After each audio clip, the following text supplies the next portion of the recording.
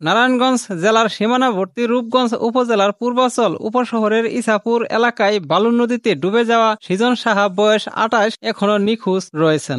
রবিবার ১৫ জুন সন্ধ্যায় নদীতে গোসল করতে নেমে পানির প্রবল স্রোতে তলিয়ে যান তিনি।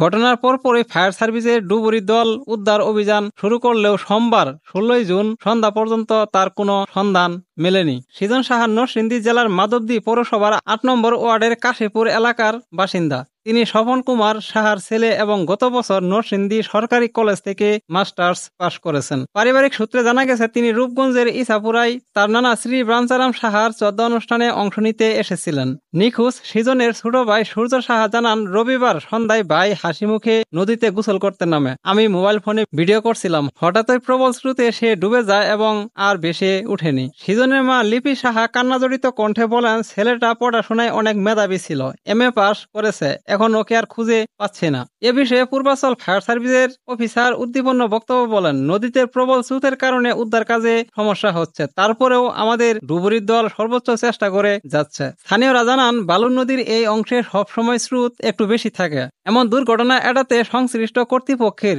সতর্কতামূলক পদক্ষেপ নেওয়ার আহ্বান জানিয়েছেন তারা। সম্মানিত ভিউয়ার্স, এই বিষয়ে আপনাদের কি মন্তব্য অবশ্যই কমেন্টসে লিখে যাবেন আর ভিডিওটি শেয়ার করে সবাইকে দেখার সুযোগ করে দিবেন। সবাই ভালো থাকবেন। আসসালামু আলাইকুম।